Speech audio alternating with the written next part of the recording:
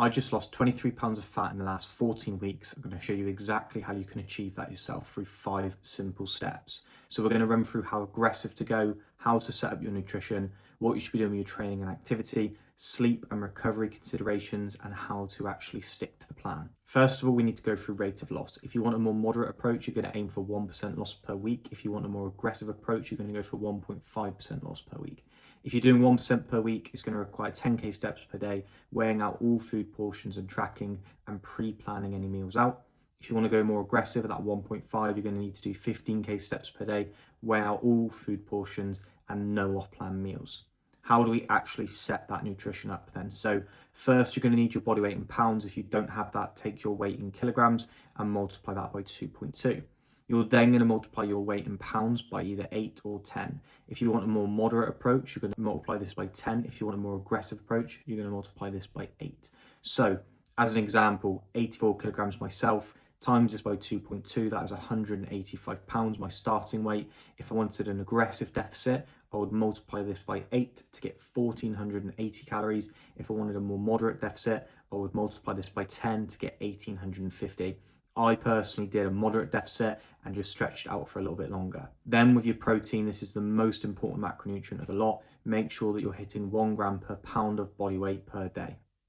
Then how to adjust your training. You don't adjust this. Whatever built that muscle is going to be what keeps it. I would recommend taking a low volume, high intensity approach just because you're going to have less energy coming in. So you're not going to want to kind of switch things up and go into a super high volume approach, especially if that's not what you were doing before. Activity, so your steps and cardio, time and energy is going to be your biggest limiting factors. So we're going to lean more towards adjusting your nutrition as opposed to adjusting kind of activity.